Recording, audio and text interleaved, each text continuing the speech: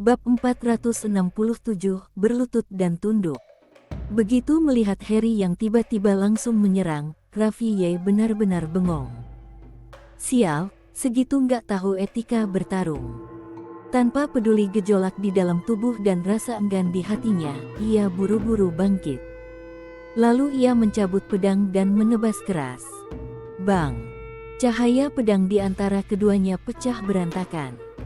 Dua orang itu sama-sama terpental mundur berkali-kali oleh benturan kekuatan satu sama lain. Namun sangat cepat, Harry yang kembali menghentikan langkah. Detik berikutnya, ia mengangkat pedang dan menerjang Raffi dengan ganas. Kecepatannya luar biasa, laksana halilintar yang menyambar. Dalam sekejap saja ia sudah tiba di hadapan Raffi. Raffi juga tidak mau kalah. Ia mengangkat pedang dan langsung menerjang Harry yang. Boom! Ledakan-ledakan keras bergema tanpa henti di arena pertempuran. Di samping, Jojo sampai bengong total. Kenapa dua orang ini baru ketemu langsung baku hantam? Xiao Ta pun benar-benar kehabisan kata. Ia tidak berniat menghalangi. Toh cepat atau lambat mereka tetap akan berantem, sekarang atau nanti sama saja. Boom! Tiba-tiba, sebidang cahaya pedang meledak dari tengah pertarungan. Menyusul itu, keduanya kembali terpental mundur berkali-kali. Setelah berhenti, lengan Raffi terasa agak kesemutan. Di kejauhan dari tubuh Harry yang justru mulai menyebar aura merah samar. Darah gila. Raffi melirik Harry sejenak. Ia harus mengakui, aura darah gila di tubuh ahli pedang berjubah hijau ini memang agak menyeramkan. Belum sepenuhnya aktif saja, Raffi sudah merasa tidak nyaman. Tentu, yang paling membuatnya terkejut tetaplah hal lain. Tubuh fisiknya sekarang sudah mencapai ranah dewa sejati, puncak dunia ini. Tapi orang di depannya ini, ia sama sekali tidak bisa melihat batasan ranah lawan. Namun dari kekuatan bertarung barusan, jelas jauh lebih menakutkan daripada dewa sejati biasa. Naiknya terlalu gila cepatnya. Mereka berdua semula masih ingin lanjut menyerang. Namun saat itu, dari dalam kediaman pejabat di depan tiba-tiba meledak aura kuat yang langsung menyelimuti mereka. Kening Harry yang sedikit berkerut. Ia melirik ke arah kediaman itu, lalu berbalik badan dan pergi. Bukan kembali ke jalan semula, melainkan melangkah ke sebuah jalan kecil di sebelah kanan. Raffi menoleh menatap ke arah dalam kediaman, ekspresinya menjadi berat. Sekarang mereka jelas bukan lawan orang tua itu. Penindasan lintas dimensi yang sesungguhnya. Jojo bergegas mendekat ke sisi Raffi, cemas bertanya, "Kamu nggak apa-apa?" Raffi mengusap darah di sudut bibirnya, lalu tersenyum, "Nggak apa-apa." Ia berpikir sejenak, lalu ikut melangkah menuju jalan kecil di sisi itu. Kedatangannya kali ini, selain untuk meningkatkan kekuatan sendiri, masih ada satu tujuan lain. Yaitu mencari ketua sektenya Gowu. Jalan kecil di samping kediaman itu langsung menuju sebuah pulau. Tidak lama kemudian, mereka bertiga sudah tiba di atas pulau tersebut. Pulau itu sangat besar, dan energi spiritual di sana amatlah pekat. Baru saja mereka menapakkan kaki di pulau, dari bagian terdalam pulau langsung terdengar ledakan dahsyat. Seluruh pulau bergetar hebat, seperti sedang dilanda gempa besar. Raffi mendongak. Di langit, seorang kakek sedang bertarung sengit dengan seekor binatang iblis. Kakek itu tidak lain adalah ketua sekte Jalan Langit, Gowu. Saat ini tubuh Gowu sudah penuh luka. Di kejauhan, binatang iblis itu bertubuh raksasa bak sebuah bukit kecil, dengan aura yang mengerikan. Gowu menatap binatang iblis tersebut, "Aku cuma butuh satu buah roh. Berikan, aku langsung pergi." Binatang iblis itu meraung marah, "Satu pun tidak kuberi." Gowu berkata, "Kalau begitu, ya kita berkelahi saja." Begitu kata-katanya jatuh, sosoknya tiba-tiba berubah menjadi sebuah pelangi panjang yang menabrak binatang iblis itu dengan ganas. Binatang iblis itu juga tidak kalah garang. Ia melompat tinggi dan menabrak Gowu sekuat tenaga. Boom! Langit dan bumi bergetar. Ruang di sekitar mereka langsung retak-retak. Binatang iblis itu jelas juga berada di tingkat ranah dewa sejati, dengan kekuatan yang amat mengerikan. Satu manusia satu binatang iblis bertarung dengan brutal. Saat itu juga, Raffi mengendalikan pedangnya dan melayang ke udara. Gowu yang semula masih hendak menyerang lagi langsung berhenti. Ia menoleh menatap Raffi. Begitu melihat wajah Raffi, ia langsung tertegun. "Kamu, kenapa bisa ada di sini?" Raffi sedikit menunduk memberi salam, "Ketua Sekte." Sosok Gowu langsung berkelebat dan muncul tepat di depan Raffi. Ia menatap Raffi dengan tak percaya, "Kamu, kok bisa ada di sini?" Raffi tersenyum, "Ketua Sekte, urusan ini panjang kalau diceritakan di sini. Kita kembali dulu, nanti di jalan aku pelan-pelan jelaskan." Walau masih sangat heran, Gowu tetap mengangguk, "Baik, kita." Tiba-tiba, binatang iblis itu meraung liar. Raffi dan Gowu menoleh ke bawah. Binatang iblis itu malah berbalik dan lari seperti orang gila. Dalam sekejap, sosoknya sudah menghilang di dalam hutan lebat di kejauhan. Tidak lama, raungan itu kembali terdengar. "Ark, siapa yang mencuri pohon rohku?" Mendengar teriakan binatang iblis itu, sudut bibir Raffi sedikit berkedut. Tanpa keraguan, ia langsung tahu pelakunya, pasti Harry Yang. Sial, ahli pedang berjubah hijau ini kenapa modelnya begini? Pekerjaan maling kecil pun dikerjain juga. Seolah teringat sesuatu, Raffi buru-buru berkata, "Ketua Sekte, kita cepat pergi. Binatang iblis itu pasti mengira kita satu komplotan dengan pencuri pohon roh itu." Belum selesai kalimatnya, binatang iblis itu sudah berbalik mengejar ke arah mereka. "Gowu!" Raffi menarik Jojo dan langsung kabur. Gowu juga segera berbalik dan ikut pergi. Sekarang pohon roh sudah tidak ada. Terus bertarung dengan binatang iblis ini sama sekali tidak ada artinya. Mereka dengan cepat melarikan diri keluar dari ranah rahasia Bian Huang ini. Setelah mereka keluar, binatang iblis itu entah karena takut sesuatu, tidak berani mengejar keluar. Ia hanya terus meraung-meraung di pintu masuk ranah rahasia itu. Melihat binatang iblis itu tidak keluar mengejar, Raffi dan Gowu sama-sama menghela napas lega. Kalau binatang iblis itu benar-benar menerobos keluar, pasti akan sangat merepotkan. Bagaimanapun, itu adalah binatang iblis tingkat ranah dewa sejati. Seakan teringat sesuatu, Gowu menoleh ke Raffi, "Yuna, tubuhmu." Raffi tersenyum, "Aku mendapat beberapa keberuntungan. Sekarang tubuhku sudah tidak ada masalah sama sekali." Gowu langsung agak bersemangat, "Benarkah?" Raffi mengangguk, "Benar. Ketua Sekte, situasi di luar sekarang sudah berubah total. Dalam perjalanan pulang ke Sekte nanti, aku pelan-pelan jelaskan." Sekitar 2 jam kemudian, mereka bertiga kembali ke Sekte Jalan Langit. Hal pertama yang Raffi lakukan setelah kembali adalah mencari senior sulungnya, Damian. Kedua saudara seperguruan itu duduk di atas undakan batu. Damian berkata, "Adik kecil, tim penegak yang kamu minta sudah kubentuk. Saat ini ada 126 orang. Mereka sudah kukirim untuk menjaga ketertiban dalam radius ribuan kilometer di sekitar kita. Tapi, dunia ini terlalu besar, orang kita tidak cukup." Raffi mengangguk, "Aku tahu. Di luar, tatanan sudah benar-benar runtuh. Mengandalkan Sekte Jalan Langit saja jelas mustahil. Jangan bilang Sekte Jalan Langit, 3 kekuatan besar bergabung pun belum tentu bisa membalikkan keadaan. Karena lingkungan di sini sudah tidak cocok lagi untuk hidup. Dalam zaman kacau seperti ini, sisi tergelap dari sifat manusia akan dibesarkan tanpa batas. Hidup saja sudah susah, apalagi disuruh patuh pada aturan. Mustahil. Tentu, sedikit usaha tetap jauh berbeda dibanding tidak melakukan apa-apa." Tiba-tiba Damian memasang wajah serius. Adik kecil, apapun rencanamu, senior ini akan mendukung. Raffi menoleh memandang Damian, lalu tersenyum, kakak sulung, terima kasih. Damian menepuk pundaknya, terima kasih apa? Kamu itu harapan masa depan sekte kita.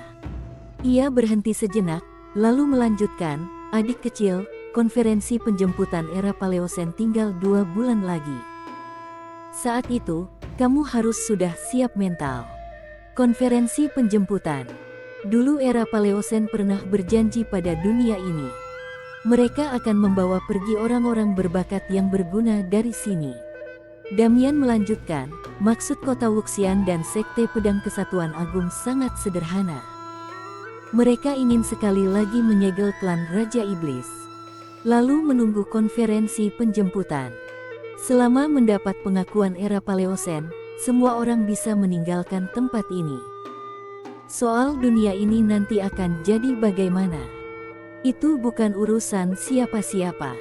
Raffi terdiam. Konferensi penjemputan. Ia menghela napas pelan. Orang-orang di dunia ini sama sekali tidak akan tahu, di mata era Paleosen, seperti apa standar untuk disebut bakat itu. Peradaban seni bela diri di dunia ini sendiri masih sangat rendah. Di mata era Paleosen, kemungkinan besar para jenius terhebat di sini pun tidak ada artinya. Saat itu, Damian tiba-tiba berkata, aku tahu, kita ini sebenarnya tidak punya banyak peluang. Raffi menatap Damian. Damian tersenyum, standar era Paleosen pasti sangat tinggi. Orang seperti kita ini jelas tidak akan punya kesempatan, kan? Raffi baru hendak bicara, namun Damian sudah menyambung, adik kecil, barusan aku bilang kamu adalah harapan masa depan Sekte Jalan Langit itu karena senior ini tahu saat konferensi penjemputan nanti, mungkin hanya kamu satu-satunya dari pihak kita yang punya kesempatan terpilih. Lalu meninggalkan tempat ini, dan akhirnya tetap hidup. Sambil berkata begitu, ia menoleh melihat sekeliling, lalu berkata pelan, selama kamu masih hidup, Sekte Jalan Langit akan selalu ada. Raffi berkata, manusia yang hidup itu lebih penting dari sekte. Damian malah menggeleng, sekte lebih penting daripada manusia. Raffi menatap Damian. Damian berkata, bagi aku memang begitu. Bagi banyak murid sekte, tempat ini bukan cuma sekte. Ini adalah rumah. Rumah. Tangan kanan Raffi sedikit bergetar. Pada saat itu, ia teringat akademi di masa lalu. Setelah keluarga Ye dimusnahkan, ia bertemu kakak seperguruan dan gurunya di akademi. Waktu itu, bagi dirinya, apakah akademi sekadar akademi? Tidak.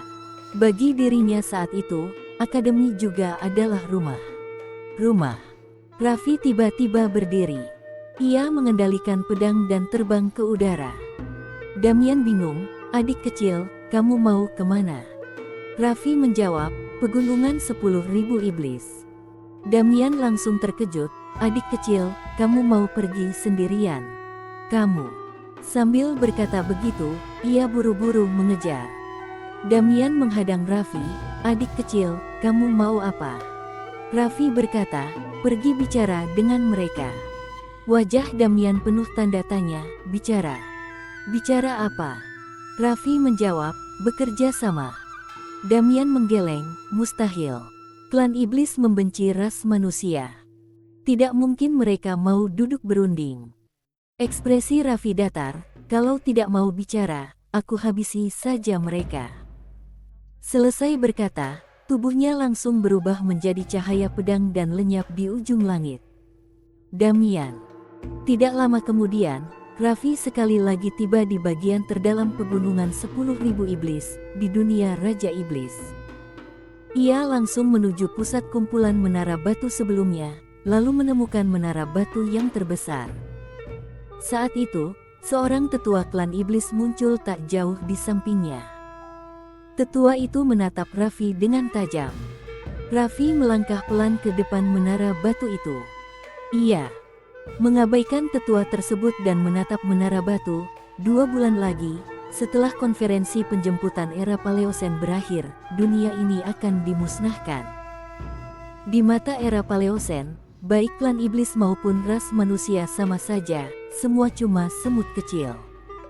Kalian sudah pernah berurusan dengan mereka, seharusnya paham hal ini. Kalau semua pihak bekerja sama, mungkin masih ada sedikit peluang hidup. Hening sejenak, lalu dari dalam menara batu itu terdengar sebuah suara. Kalau ras manusia berlutut dan tunduk, baru bisa bicara. Bab 468, Konferensi Penjemputan dimajukan. Manusia harus berlutut dan menyerah. Begitu mendengar kata-kata pihak sana, Raffiye tiba-tiba melangkah maju. Lengan bajunya berkibar saat ia mengayunkan pedang King Xuan, menebas rantai-rantai pada menara batu itu. Krek!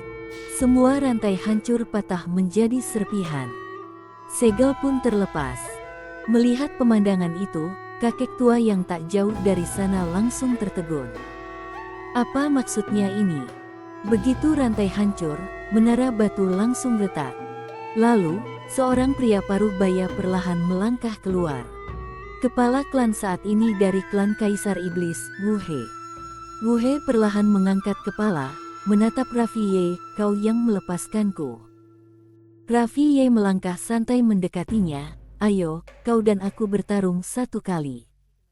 Kalau aku kalah, manusia tunduk. Kalau kau yang kalah, klan iblis tunduk. Wu He menatap lekat Raffiye, kau bisa mewakili ras manusia.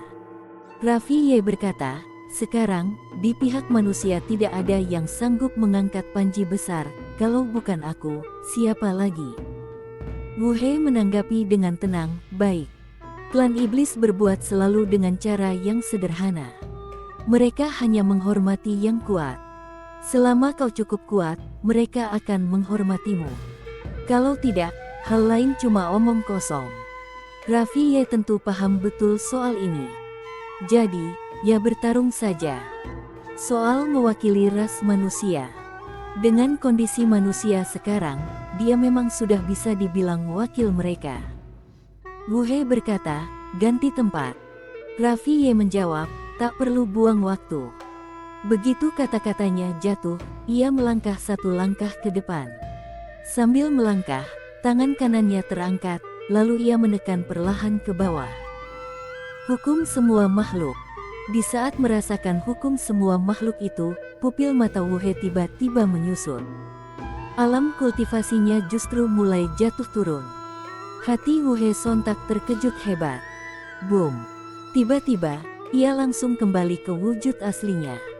Tubuh aslinya sebesar gunung. Namun pada detik berikutnya, tangan kanan Raffiye kembali menghantam keras ke bawah. Boom! Wu He langsung dipaksa kembali ke bentuk manusia olehnya. Wajah Raffiye sendiri tampak agak pucat. Kekuatan dirinya saat ini jelas jauh tak sekuat dulu. Ia tak mungkin bisa memakai hukum semua makhluk tanpa batas. Dulu ia pernah melampaui level menggambar lingkaran. Tapi sekarang, dengan alam ranah dewa sejati di dunia ini, kalau ditempatkan di alam semesta Guanxuan, bahkan belum bisa dibandingkan dengan seorang kaisar agung. Untung saja tubuh fisiknya sudah mencapai ranah dewa sejati. Kalau tidak, untuk mengeluarkan hukum semua makhluk ini akan jauh lebih sulit. Begitu ia benar-benar menapak ranah dewa sejati, maka di dunia ini, selain Harry Yang, di ranah yang sama dia akan tak terkalahkan. Wu He menatap Raffiye dengan mata tak percaya, apa sebenarnya teknikmu ini? Raffiye menatapnya, kau sudah kalah. Wu He menatapnya dengan mata membelalak, sebenarnya kekuatan apa ini? Mata Raffiye sedikit menyipit, kau tidak dengar ucapanku. Kau sudah kalah. Wajah Wu He menjadi sangat jelek. Klan iblis tunduk. Tidak mungkin. Ekspresi Wu He tiba-tiba berubah bengis, klan iblis kami tak akan pernah tunduk pada manusia. Selamanya tidak akan pernah. Raffiye menanggapi dengan tenang, kau kalah tapi tak mau mengakui. Wu He menggeram bengis, memang benar aku tak mau. Soalnya kenapa? Klan iblis tunduk pada manusia. Mereka lebih baik mati. Raffi Ye menatapnya. Ia tidak bicara, hanya mengangkat pedang dan mengayunkannya pelan. Seketika seberkas cahaya pedang membelah tubuh Wu He. Namun Wu He tidak mengalami luka apapun. Hanya saja, tatapannya perlahan menjadi kosong. Satu tebasan ini langsung menghapus semua ingatan Wu He. Di saat yang sama, Raffi Ye menanamkan beberapa memori baru ke dalam benaknya. Beberapa saat kemudian, Wu He perlahan mengangkat kepala menatap Raffi Ye. Dengan bingung ia bertanya, "Ayah, ini di mana?" "Ayah." Mendengar ucapan Wu He, wajah tetua ranah dewa sejati dari klan iblis yang ada di samping seketika berubah drastis. Ia menatap marah ke arah Raffi Ye, "Apa yang kau lakukan padanya? Kau kurang ajar." Wu He mendadak murka. Sekali pukul, ia menghantam tetua tua itu hingga terpental sejauh ribuan meter. Ia menatap dingin tetua itu, "Kau cuma makhluk kelas apa berani bicara seperti itu pada ayahku?" Wajah tetua itu sangat buruk, "Kau adalah kepala klan Kaisar Iblis. Tadi dia terhadapmu." Raffi Ye tiba-tiba berkata, "Bunuh saja dia." Tubuh Wu He bergetar, lalu langsung menerjang ke arah tetua itu. Tetua itu kaget setengah mati. Meski ia juga berada di ranah dewa sejati, jelas dia bukan tandingan Wu He. Apalagi, di samping masih ada monster seperti Raffi Ye. Tanpa ragu ia langsung berbalik hendak kabur, namun saat itu juga, Raffi Ye mengulurkan tangan dan menekan pelan. Boom! Alam kultivasi tetua itu langsung ditekan turun. Pada saat yang sama seberkas cahaya pedang menebas masuk ke dalam tubuhnya menghapus semua memorinya dalam sekejap. Hanya saja, Raffi Ye tidak langsung menaklukkan tetua itu di depan Wu He. Ia hanya menyimpannya ke dalam cincin penyimpanan. Raffi Ye menoleh menatap Wu He, membuat klan iblis tunduk, bisa dilakukan. Wu He ragu sejenak, lalu berkata, "Ayah." Raffi Ye berkata, "Panggil aku Tuan saja." Harus diakui, ia juga merasa jalan pedang-pedang rangka neraka ini agak terlalu gila. Jalan pedang seperti ini, jangan bilang di dunia ini. Bahkan jika diletakkan di alam semesta Senling dan alam semesta Guanxuan, itu tetap dianggap sebagai serangan dari dimensi yang lebih tinggi. Terlalu gila. Satu-satunya kekurangan, untuk kondisi dirinya sekarang, mengeluarkan jalan pedang ini masih sangat menguras tenaga. Ia tidak bisa memakainya dalam skala besar dan berkali-kali. Tubuh fisiknya masih sanggup, tapi jiwa dan kekuatan spiritualnya tidak. Masalah yang ia hadapi sekarang sederhana. Jalan pedangnya sangat kuat, tapi dirinya terlalu lemah. Bahkan tubuh di ranah dewa sejati pun bagi jalan pedang ini masih sangat rapuh. Bagaimanapun, jalan pedang ini berasal dari era Paleosen. Sedangkan sosok seperti pedang rangka neraka saja, di era Paleosen belum tentu termasuk jajaran terkuat paling atas. Era Paleosen. Harus diakui, ia benar-benar ingin melihat era itu.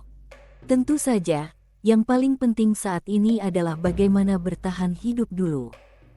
"Tuan," Wu He berkata dengan suara berat, watak klan iblis keras dan kaku. Mereka pasti tidak mau tunduk pada manusia. Raffi Ye melirik sekilas ke deretan menara batu di sekeliling. Dari dalam menara batu itu terus-menerus mengalir aura kuat. Sebagian besar berada di ranah dewa sejati. Kalau semua iblis itu keluar, soal kiamat atau tidak kiamat itu urusan belakangan. Mereka 100% akan lebih dulu memusnahkan manusia.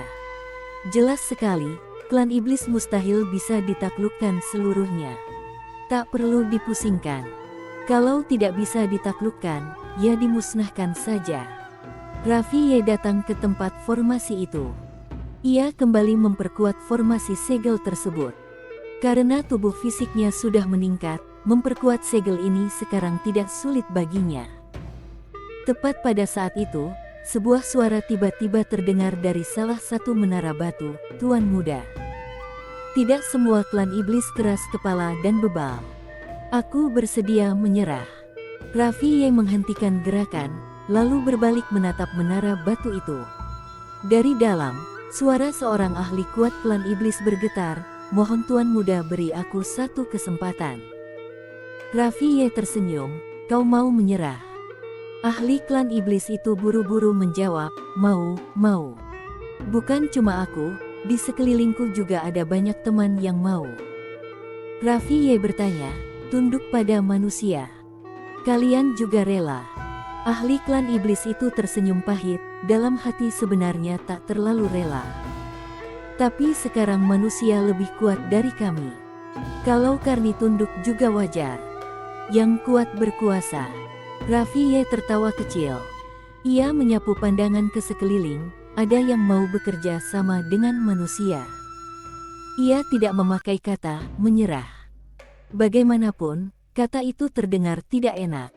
Tak lama, dari berbagai arah banyak ahli klan iblis yang angkat suara menyatakan bersedia tunduk. Namun ada juga sebagian klan iblis yang bersikukuh memilih mati daripada menyerah, bahkan memaki-maki kelompok yang memilih menyerah.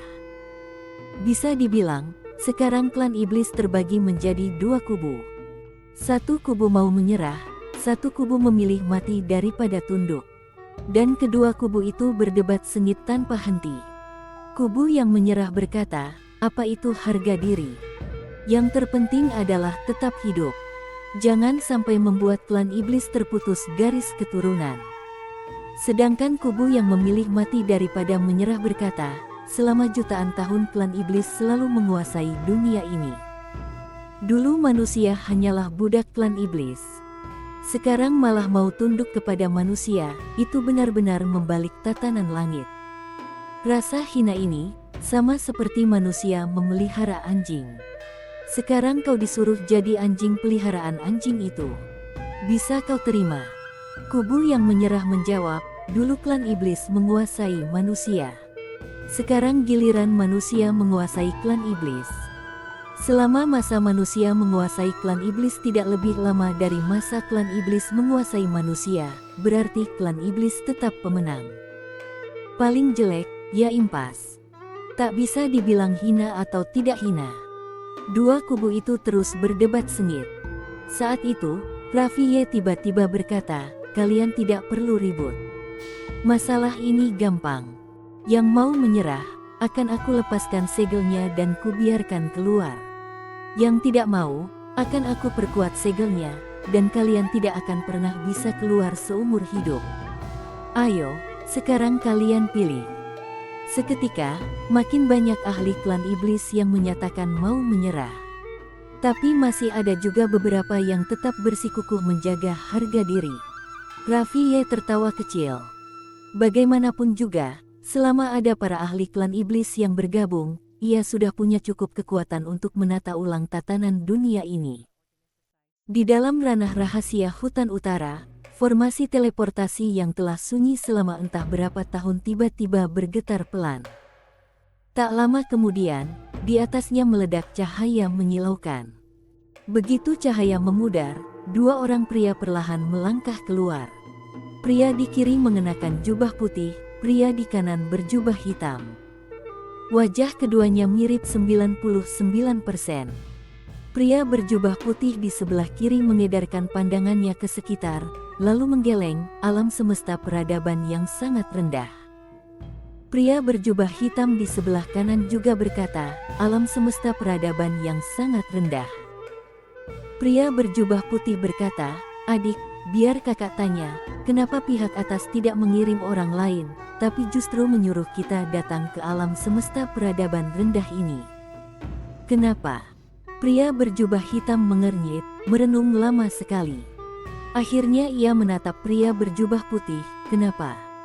Pria berjubah putih tersenyum, sang petani itu dari kelompok garis keras, dia butuh lebih banyak kristal murni alam semesta untuk menempa pusaka.